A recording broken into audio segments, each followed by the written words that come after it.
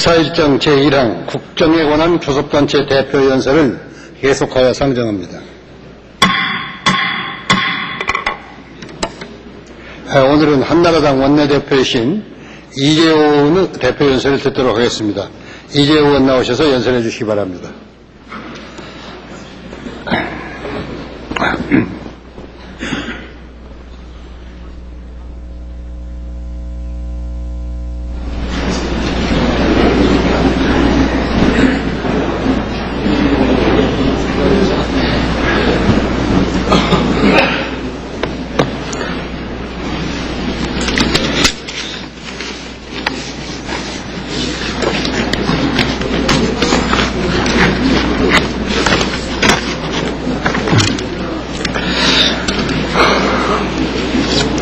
존경하는 국민 여러분, 국회의장님과 의원 여러분, 또 참석하신 국무인 여러분, 안녕하십니까?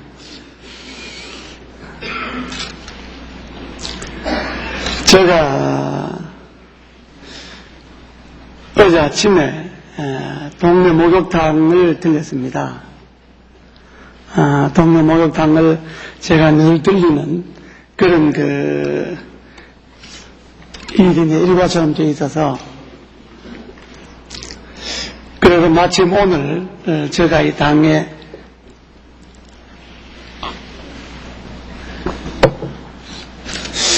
연설을 한다고 그래서 나는 또 주민들에게 좋은 이야기를 좀 들어볼까 해서 들려서 목욕탕에 꽤 오랜만에 만난 동네 사람이 있어서 제가 그냥 평소에 하는 대로 안녕하십니까 이재호입니다 하고 인사를 제가 했더니 그 아저씨가 전혀 그러지 않았는데 상당히 정색을 하고 아니요 못합니다 다 이렇게 이야기를. 그냥 그게 진담인지 농담인지 분간이 안 가서 그래, 언제부터 안녕 못합니까? 그러니까, 안녕 못한 지 2~3년 됐습니다. 저는 이 이야기가 단순히 그 아저씨가 농담으로 저에게 하는 소리로 들리지는 않았습니다. 또 저는 아주 정직하게 말씀드려서 노무현 정부가 들어서서 정말 잘해주기를 바랐습니다. 대통령 선거에서 진 것은 우리 잘못이니까 진 건 어쩔 수 없지 않느냐 이런 생각도 한때는 했습니다. 이와이면 영 모르는 사람도 아니고 또 집권 여당이나 대통령께서 그동안에 오랫동안 이 나라의 잘못된 정치 구조 또 잘못된 정치 행태 이런 것들을 몸으로 겪고 또 체험적으로 현장에서 싸워 오셨던 분들이기 때문에 과거 어느 정권보다 정치를 잘 해주시리라 기대도 하고 믿고 있었습니다. 그러나 3년이 지난 오늘 제가 이 정부를 바라볼 때 이 정부가 들어서기 3년 전에 제가 기대했던 것과는 매우 다르다. 이런 느낌을 솔직하게 말씀드리지 않을 수 없습니다. 우선 이 정권 들어서서 3년 동안 이 나라 경제 현실이 어떠한지 제가 원고를 통해서 읽도록 하겠습니다.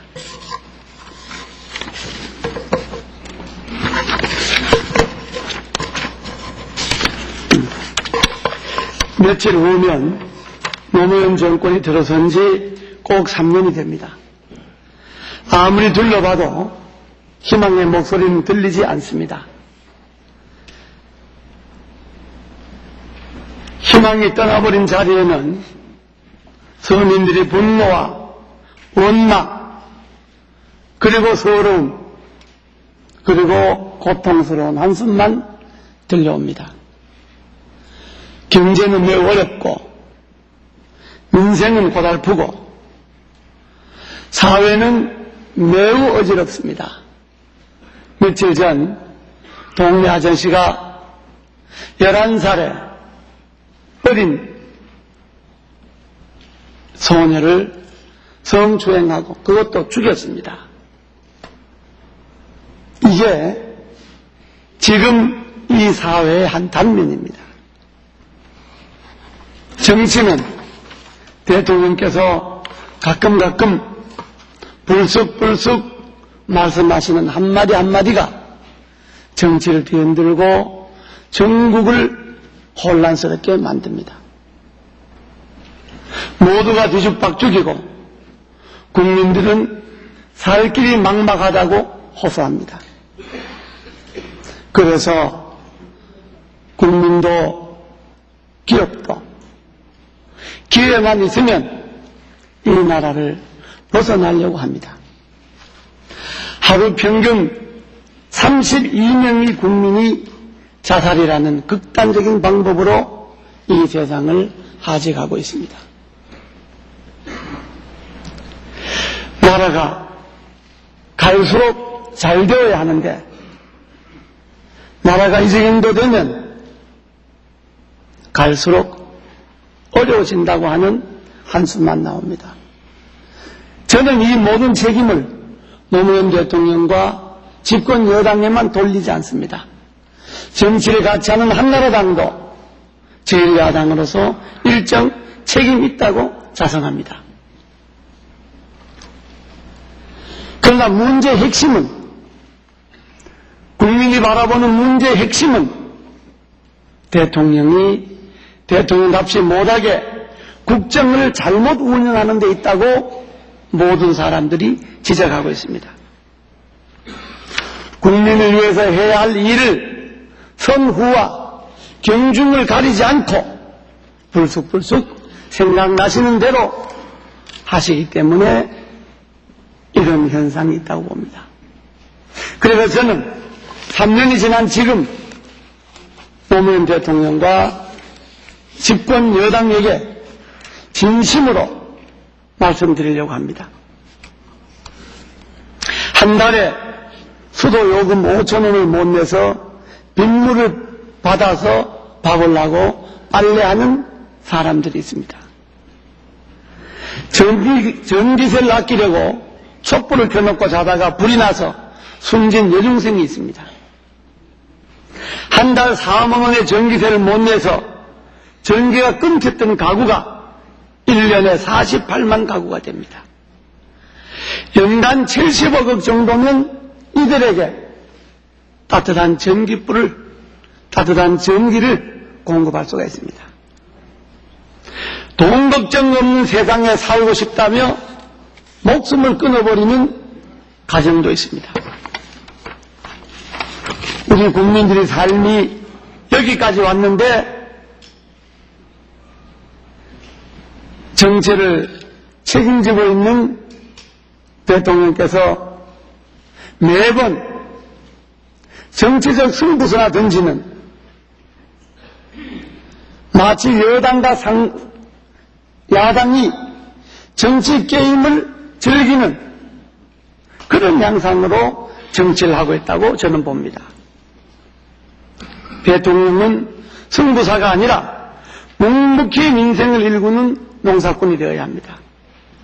또다시 지방선거 대선을 겨냥해서 정치판을 여야의 정치 게임으로 몰고 간다면 이제 국민들은 이러한 정치를 더 이상 받아들이지 않을 것입니다. 이제라도 오직 국민의 소리를 듣고 국민들 가운데서 민생 경제를 살리시기에 남은 임기를 마치시기를 진심으로 바라겠습니다. 존경하는 국민 여러분, 최근 몇 가지 관심사로 떠오르고 있는 중요한 정책에 대해서 한나라당 입장을 말씀드리겠습니다. 한나라당의 기본 입장은 이미 저희 당의 존경하는 박근혜 대표께서 연두 기자회견을 통해서 충분히 말씀을 드렸습니다만은 주요 현안인 정부의 증세 정책과 큰 정부론에 대해서 말씀을 드리려고 합니다.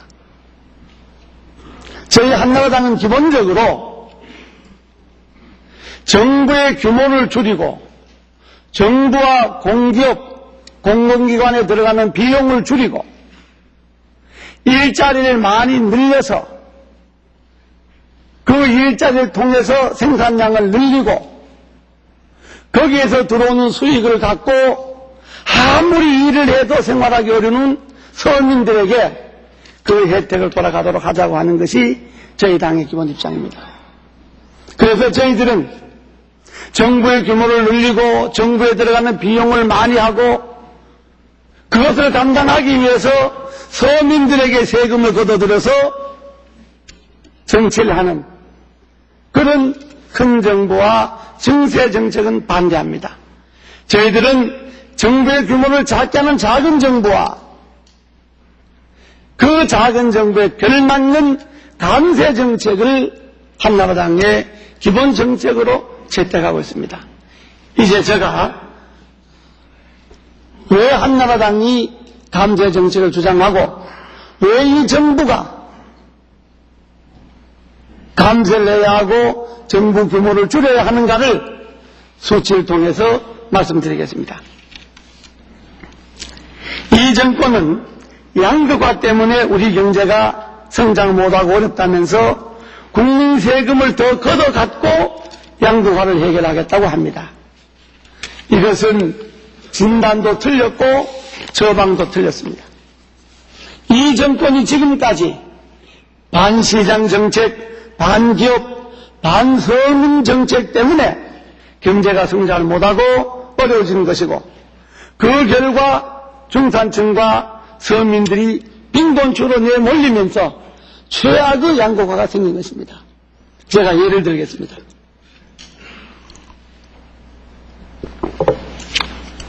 수도 분할을 통해서 공주 연기에 많은 땅을 매입하고 있습니다. 그런데 제가 현장에 가서 느낀 것은 지금 공주 연기에 평당 20만 원의 보상금을 준다는 겁니다. 여기에 해당된 사람이 약 7,100명가량 됩니다. 그런데 이 사람들이 평당 20만 원을 받으면 약 가구당 2억 7천만 원이 돌아오는데 가구당 평균 농가 부채 3천만 원을 빼면 2억 4천만 원 정도 된다는 겁니다. 그런데 자기네들은 20만 원 보상을 받는데 주변 땅값은 전부 100만 원 이상을 올렸다는 겁니다. 그러니까 20만 원 보상받고 100만 원짜리 땅을 사서 이사를 가야 되는데 대대로 물려온 그 땅을 버리고 이사 가는 것도 서럽지만은 이사 가서 2억 4천만 원 갖고 개인 빚 까고 나면 한 2억 남짓 되는데 그거 갖고 어떻게 평생 먹고 사냐 이거죠. 결국 이 사람들은 빈곤층으로 전락하고 마는 겁니다. 그래서 지역에서 못 살면 도시로 오게 되는 거고 도시에 와서 일자리를 못 찾으면 도시 빈곤층으로 전락하게 되는 겁니다. 그러므로 이런 민생경제 파탄과 양극화의 주범은 바로 노무현 정권이라고 저희들은 생각하고 있습니다. 우리 민생경제를 한번 생각해 봅시다. 빈곤층이 716만 명으로 늘어났습니다. 국민 7명 중에 1명이 빈곤층입니다. 이것이 바로 노무현 빈곤층이고 이른바 노곤층입니다. 가구당 평균 부채는 사상 처음으로 3천만 원을 넘었습니다. 제가 국회의원이 처음 될 때 가구당 평균 부채가 400만 원이다 500만 원이다 그래갖고 저희들이 선거 유세 때 이 정부가 가구당 500만 원의 빚을 지었다 이래도 이 정부를 찍겠느냐 이렇게 선거 유세를 한 기억이 납니다. 그런데 지금은 가구당 3천만 원의 빚을 갖고 있습니다. 그런데 노무현 정부는 3년간 전국의 땅값은 무려 821조 7천억 원이나 올랐다고 합니다. 이는 김영삼 정부에 비해 10.6배나 올랐고 김대중 정부에 비해 13.1%가 상승한 것으로 실로 기약할 수치입니다. 특히 땅값 상승률이 국민소득 상승률보다 더 높게 나타난 것은 노무현 정부만이 갖고 있는 기이한 현상이라고 말할 수가 있습니다. 도표를 봅시다. 김영삼 정부의 땅값 상승률은 6.4%, 김대중 정부에서는 4.9%, 노무현 정부에서는 60.7%입니다. 3년밖에 안 됐습니다. 국민소득 상승률은 김영삼 정부에서는 90.7%, 김대중 정부에서는 39.3%, 노무현 정부에서는 18.3%. 땅값 상승률은 정권이 바뀔수록 올라가고 국민소득 상승률은 정권이 바뀔수록 내려갑니다. 신용불량자가 300만 명에 달했고 개인 파산 신청자는 무려 20배나 늘어났습니다. 직장문도 밟아보지 못한 청년 실업자가 40만 명으로 늘어났습니다. 정부의 통계 자료에 의하면 지난달 비경제 활동 인구가 1,520만 6천 명으로 사상 최대의 규모를 기록하고 있습니다. 제가 지금까지 말씀드리는 통계 자료는 전부가 정부 각 부처에서 나온 통계 자료입니다. 끼니를 잊지 못하는 결식 아동이 30만 명입니다. 나라 빚은 2배가 넘는 279조 원으로 늘어나 있습니다. 갓난아이가 태어나자마자 650만 원이 빚을 지는 것입니다. 세금을 포함한 국민 부담금은 국민 1인당 465만 원으로 32%가 늘어났습니다. 민생 경제가 이 정도면 최악입니다. 이런데도 이 정부가 세금을 더 내라고 국민들에게 손을 내밀 수가 있겠습니까? 이 정권은 근로자나 농어민, 중소기업 등 사회적 약자들을 지원하기 위한 비과세와 감면 제도를 줄이고 없애고 해서 세수를 늘리겠다고 합니다. 사회적 약자로부터 세금을 더 걷어서 양극화를 해소하겠다는 겁니다. 저희 한나라당은 일자리를 늘려갖고 일을 많이 하게 하고 돈을 많이 벌게 하고 돈을 많이 버는 사람이 세금을 많이 내게 하고 하는 것에 대해서는 반대하지 않습니다. 그러나 하루 종일 일해도 먹고 살기 어려운 서민들에게 양극화를 해소한다는 명분으로 세금을 더 걷는다고 하는 것은 저희 한나라당은 받아들이지 않습니다. 국민 여러분들도 이런 정책은 받아들이지 않을 것입니다. 아이들 학원비, 아파트 관리비, 소주값에도 세금을 더 물리겠다고 합니다. 며칠 전에는 심지어 무슨 월세방 중개료에 대한 세금도 올리겠다고 합니다. 갈수록 서민들의 생활은 어려워지는데 공공요금은 줄줄이 오르고 물가도 뛰고 세금까지 쥐어짜고 이러고도 이 정부가 노무현 정부가 서민을 위한 정부다, 양극화를 해소하겠다라고 말할 수 있겠느냐 이 말입니다. 세계적으로 큰 정부 증세 정책은 이미 실패로 판명하고 있습니다. 지금 세계적인 추세는 작은 정부 감세 정책으로 나가고 있습니다. 한나라당은 일관되게 지금까지도 그랬고 앞으로도 작은 정부와 감세 정책을 추진할 것입니다. 지난 연말에 저희들 정기국회에서 이런 몇 가지 서민들의 감세 정책과 작은 정부에 대한 법안을 제출했습니다만은 정기국회의 파행으로 통과시키지 못했습니다. 앞으로 우리는 당장 살기 힘든 서민들과 중소기업, 영세 자영업자들을 위한 감세 정책을 중점적으로 추진하겠습니다. 예를 들면 영업용 택시와 장애인용 차량에 LPG 특소세를 면제하고 중소기업과 영세 자영업자를 위한 법인세와 소득세를 내리겠습니다. 법인세를 내린다고 하는 것은 대기업의 세금을 내리겠다고 하는 것이 아닙니다. 법인세를 감당하기 어려운 중소기업의 세금을 내리겠다는 겁니다. 중소기업과 농어민과 영세 상인들은 솔직하게 벌어들여서 세금 내기도 어렵습니다. 결식아동을 위해 기부하는 돈에는 세금을 면제하고 영세 상인들이 주로 이용하는 경락승납차와 화물차의 취득세와 등록세를 면제하는 법안을 관철시켜서 서민들의 생활 안정에 조금이라도 도움이 되도록 하겠습니다. 연금의 사각지대에 모여있는 장애인과 저소득층도 연금 혜택을 받을 수 있도록 기초연금제를 반드시 도입하도록 노력하겠습니다. 정부 여당은 5월 지방선거에서 표를 얻기 위해 모든 증세 정책을 뒤로 미루고 있습니다. 선거가 끝나고 세금 폭탄을 퍼붓겠다는 그런 속셈이라고 국민들은 생각하고 있습니다. 한나라당은 어떤 이유로도 이러한 증세 정책은 받아들일 수 없습니다.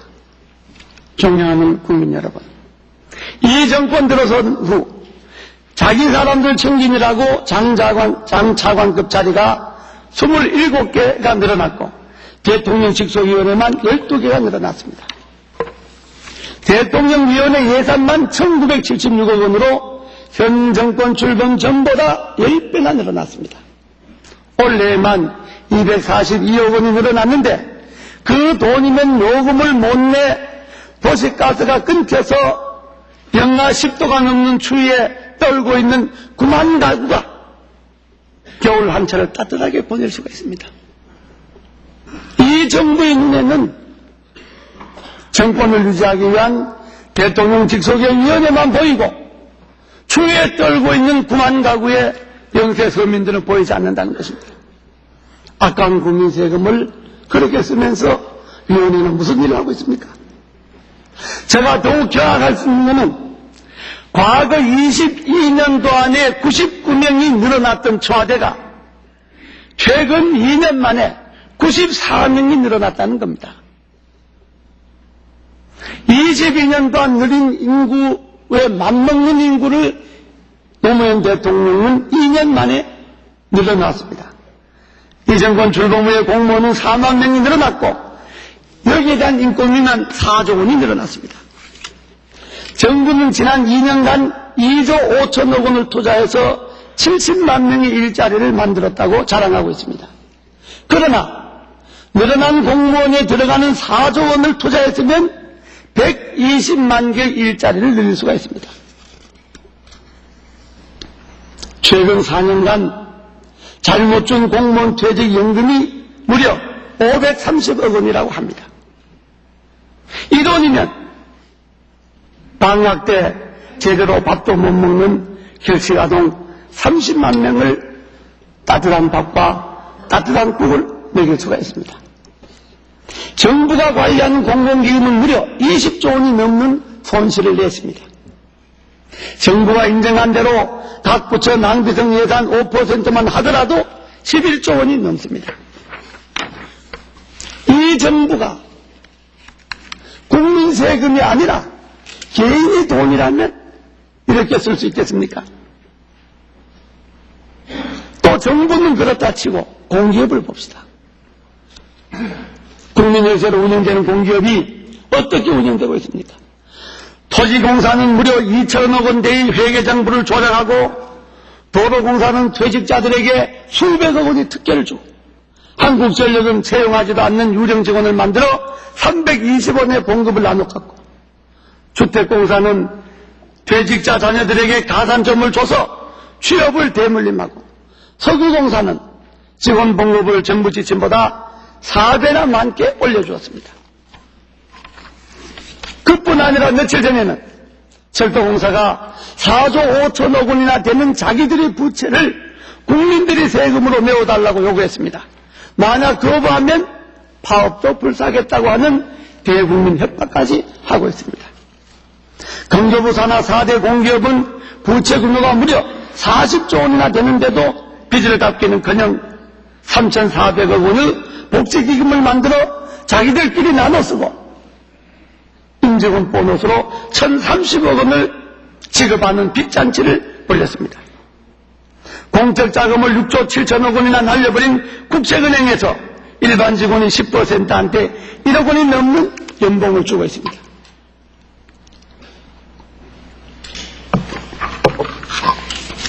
하루 종일 공공근로를 해도 한 달에 5만 원 받는 것이 고작입니다.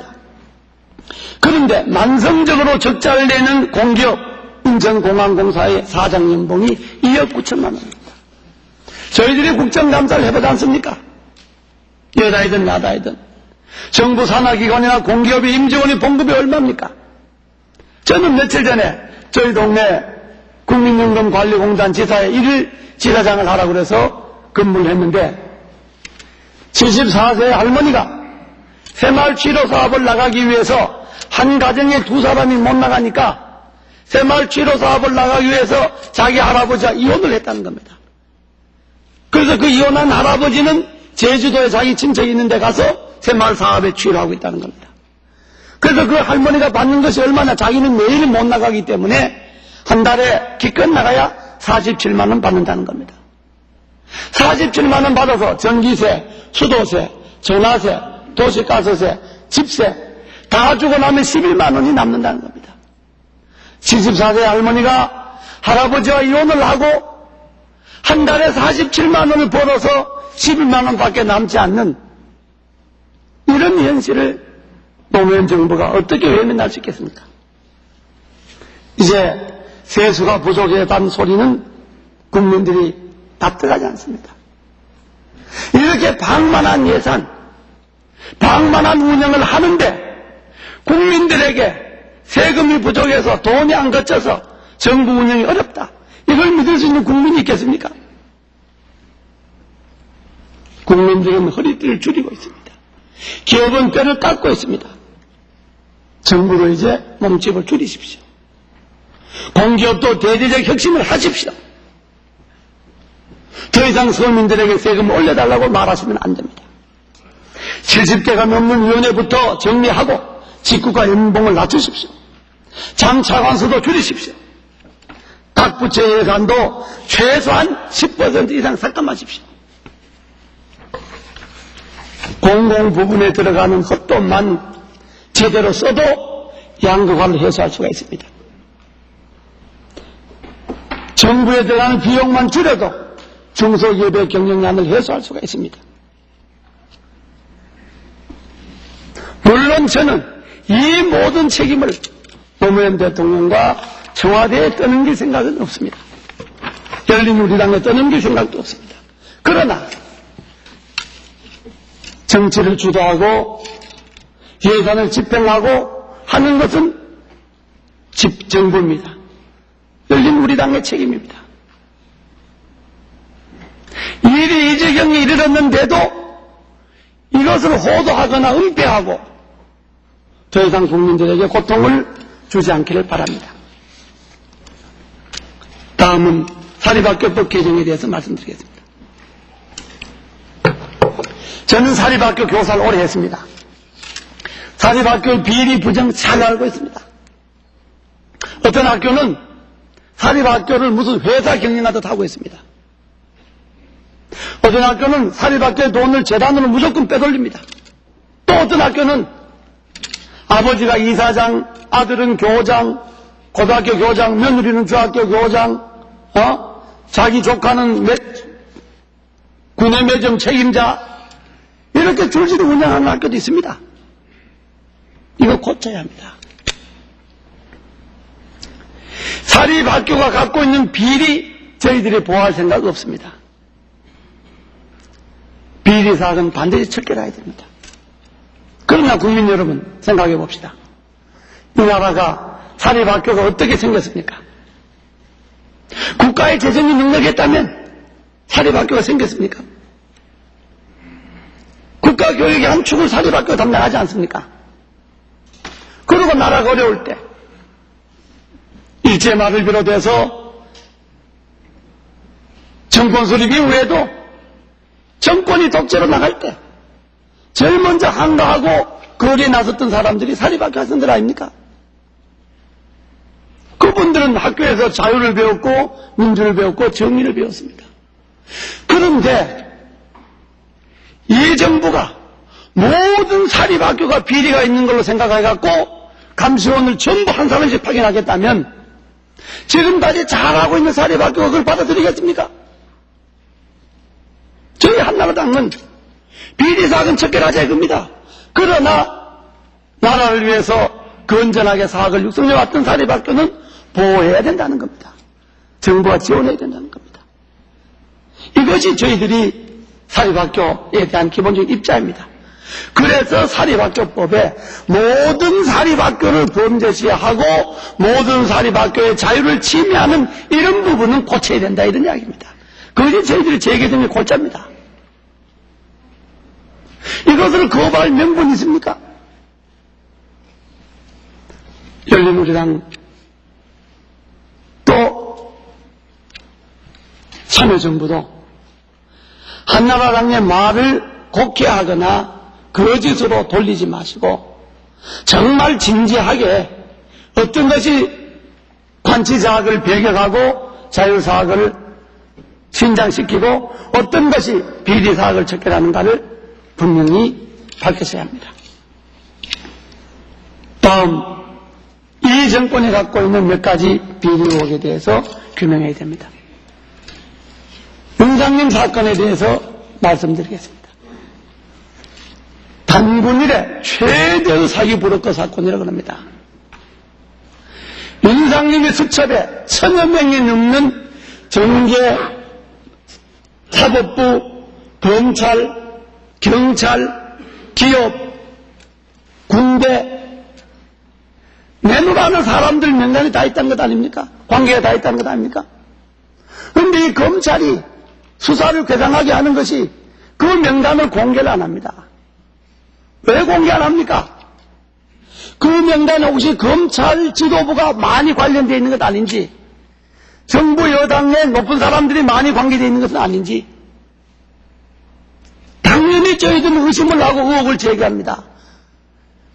생각해 보십시오. 윤상림 씨에게 돈 줬던 사람이 보통 사람들입니까? 판사도 주고 경찰청장도 주고 무슨 검사도 주고. 그런데 받은 돈은 있는데 나간 돈이 없지 않습니까? 강원랜드에 가서 250억 원을 환치기 바꿨는데 50억 원은 잃어버렸다 치고 그러면 나머지 200원은 어디 갔습니까? 그리고 윤상림 씨가 무시로 청와대에 들어들었다는데 언제 누구를 만났는지 자료를 내라는데 청와대가 못 내겠다는 것 아닙니까? 태릉 골프장과 또 무슨 군인들 가는 골프장에 수시로 고위 관료들과 골프를 쳤다는데 국방부에 누구랑 골프 쳤는지 명단 내라. 국방부 못 내겠다는 것 아닙니까? 국회에 들어와서 수시로 정식 만났다는데 그럼 언제 와서 누구랑 만났느냐? 국회에서 자료 내라는데 못 내겠다는 것 아닙니까? 이런 것들이 윤상림의 의혹을 키우는 겁니다. 검찰은 들어오는 돈만 조사하고 나가는 돈은 조사 안 해. 수첩의 명단도 발표 안 해. 청와대와 국방부와 국회는 윤상림이가 접촉한 사람들 명단도 안 내. 그러니까 이 하사장에서 국정조사 하자는 것 아닙니까? 뭘 믿고 윤상림이가 그렇게 간 크게 나갔냐 이거죠. 뒤에 뭐 믿는 구석이 있지 않느냐 이겁니다. 그 믿는 구석이 저희들은 청와대가 아니길 바랍니다. 자료를 내시라 이겁니다. 그거 왜 안 내냐 이거예요. 황우석 사건 보십시오. 저희들은 황우석 사건의 전문적인 부분에 대해서는 제 자신이 모릅니다. 뭐 줄기세법을 어떻게 만드는 건지 모르니까 말할 수가 없습니다. 다만 제가 지적하고 싶은 것은 황우석 교수가 거짓이 몰랐으니까 정부 여당이 지원하고 하는 건 좋다 이겁니다. 그건 문제 삼지 않습니다. 그런데 지원할 분야가 지원해야 되는 것 아닙니까? 자료에 보면 한국철도시설공단이 황우석 교수에게 뭐 5억 원을 3억 원인가를 지원했다. 그럽니다. 생각해 보십시오. 철도시설공단이 철도노방공사 장비로 줄기세포하는 황우석 교수에게 왜 돈을 줍니까? 이 정부가 철도공사를 줄기세포로 합니까? 이런 걸 조사하자 이겁니다. 왜 황우석 교수에게 해당되는 분야가 아닌 다른 분야가 돈을 줬느냐 이겁니다. 이건 정부가 어떤 목적으로 황우석 교수 사건을 키웠는지 또는 죽였는지 과연 정부 공권력에 개입을 했는지 국민들은 이걸 알고 싶어하는 것 아닙니까? 야당의 책무가 뭡니까? 국민들이 의심스러운 거 의혹스러운 걸 해소하겠다는 것 아닙니까? X파일도 그렇습니다. 도청 문제도 김대중 정권 하에 도청진과 도청장이 있었다는 거 다 알았습니다, 이제. 그러면 이 도청팀과 도청 장비가 노무현 정부에 인수인계되지 않았다는 아무런 증거가 없습니다. 이 밝혀라 이겁니다. 외환은행 매각 사건도 그렇지 않습니까? 멀쩡한 외환은행을 자기 자본 비율을 축소시켜갖고 외국 기업인 론스타에 매각하게 해놓고 그 론스타가 다시 이것을 재매각해서 3조 원의 이익을 남긴다는 것 아닙니까? 그러면 외환은행을 론스타가 사갈 때 금융감독기관이 자기 자본 비율, BIS 비율을 의도적으로 줄였는지 고의적으로 줄였는지 이걸 국민들이 궁금해하는 것 아닙니까? 이런 거 조사하자는 겁니다. 국회가 뭐 하는 겁니까? 국민들의 유혹을 조사해서 밝힌 게 국회 아닙니까? 남북관계도 그렇습니다. 한나라당은 이제 냉전적 사고 버렸습니다. 한나라당 국회의원 127명 중에 냉전적 사고에 출발해서 국회의원 된 사람이 다 없어졌습니다. 네. 이제 남북 문제 저희들은 한반도의 평화통일, 조국의 평화통일, 조국의 자주적 통일 이거 반대할 정신이 있겠습니까? 다만 남북 문제에서 이 정권이 유의해야 할 것은 역대 정권이 그랬듯이 역대 정권이 그랬습니다. 북이나 남이나 이 남북의 문제를 조국의 통일의 문제를 정권 유지의 정책으로 이용하지 말라 이겁니다. 이것이 한나라당의 요구입니다. 그리고 북한 문제도 해결하려면 그렇습니다. 우리들이 우방과 설사 동맹을 하지 않아도 좋습니다. 그러나 인류 평화에 우려가 되는 핵 문제, 동포로서의 같은 고통을 해결할 수 있는 인권 문제, 이런 문제는 우리가 지난날에 독재하에서 이 나라의 민주화 자유를 위해서 싸웠듯이 우리 동포가 인권 문제에 시달린다면 당연히 받아내야 되는 것 아닙니까? 모든 나라의 통일이 되어서 북한의 동포들이 우리들에게 우리가 인권 유린에 시달릴 때 당신들은 뭘 했냐고 말하면 그게 평화 통일의 해가 될까봐 말 안 했다 이렇게 말할 수 있겠어요? 이것을 한나라당이 주장하는 겁니다. 무슨 한나라당이 지금 다시 무슨 냉전적인 그런 사고로 갈 국회의원이 어디 있습니까? 이 점을 정부가 올바르게 인식하고 권력을 잡으면 남북 문제를 정권에 이용하고 싶은 유혹이 생깁니다. 그 생기지 않겠습니까? 우리가 지난날 정권에 그런 유혹을 얼마나 받았습니까? 멀쩡하게 잘 나갈 때도 선거 때만 되면 간첩사건 일으키지 않았습니까? 멀쩡하게 그런 정권의 경험을 노무현 정권이 되풀이하고 있는 것에 저희들은 분노합니다. 지난날에 그런 정권을 여러분들이 욕을 하려면 지난날에 과거 정권이 남북 문제를 통일 문제에 이용했다는 것을 비판하려면 여러분들이 그것에서 벗어나면 안 됩니다. 끝으로 5.3일 선거에 대해서 말씀드리겠습니다. 우리는 지금 노무현 정권이 대한 대선 과정에서 몇 가지 정치 공작에 대한 악몽을 잊지 않고 있습니다. 김대엽 정치 공작 어떻게 됐습니까? 선거 끝나고 김대엽 씨 지역 1년 10월 받고 한나라당에 1억 저인대 6천만 원 배상하라는 판결 나지 않습니까? 기안건설 비자금 10억 수수했다고 했는데 그 김선용 이효식 씨가 선거 끝나고 지역 1년 6월 받고 한나라당에 1억 배상받라고 판결하지 않았습니까? 서른의원 최규선 20만 불 사건도 결국 선거 끝나고 한참 후에 서른의원 그 아까운 미래가 보장된 정치인이 지역 1년 6월 집행에 3년 받고 국회의원도 못하지 않았습니까? 그리고 배상 판결 1억 받았지 않았습니까? 만약에 이 세 가지 사건이 지난 대선 과정에 판결이 나고 이것이 거짓이라고 드러났다면 이 정권 잡았겠어요? 우리는 이런 공작을 지금 이 정부 보십시오 하는 게 지금 5월 3일 지방선거 놔두고 지방감사 좋습니다. 지금까지 4년 동안 가만 뒀다가 임기 다 된 몇 달 앞에 지방자치정부 감사한다 그래갖고 또 감사도 개별 자치단체 감사해갖고 그 기관에 뭐가 잘못됐다 지적하면 좋습니다. 이걸 전국의 감사를 전부 모아갖고 한꺼번에 지방자치정부가 부패가 이렇다. 이런 정부가 역대 어디 있었습니까? 예? 이게 선거 전략 아닙니까? 또 그리고 지난 대선 때 3대 정치 공작에 관계했던 분들이 지금 정부 여당에 골고루 있지 않습니까? 저희 당은 이 악몽을 잊지 못합니다.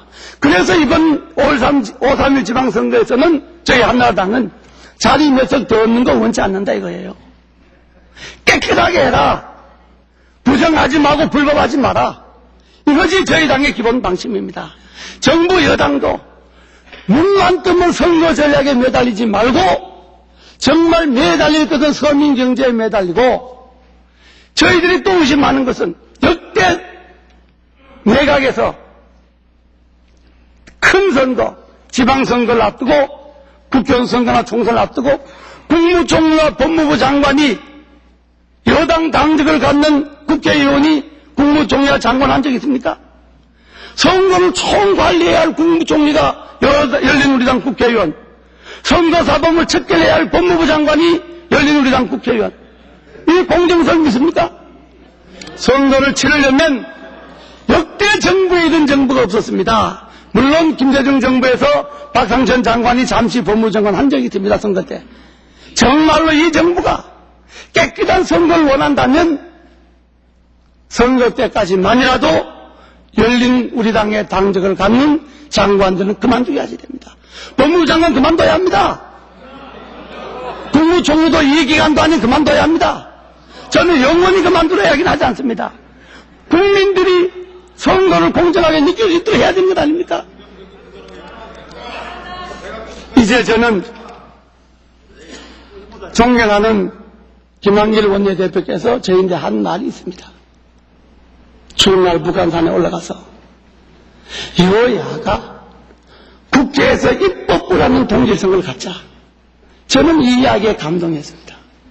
때로는 한나라당이 마치 여당을 상대로 해서 지나치게 발목 잡고 지나치게 이념 공세하고 지나치게 색깔 공세하고 그런 적이 없었는지 저희들도 자성합니다.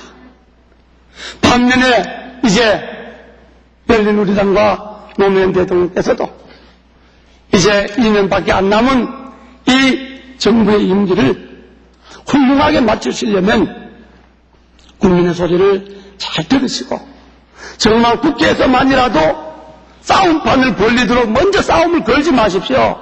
왜 맨날 싸움 겁니까? 그러지 말고 우리 한나라당과 더불어 좋은 세상을 만드는데 노무현 대통령과 열린우리당이 협조해 주시기 바랍니다. 감사합니다.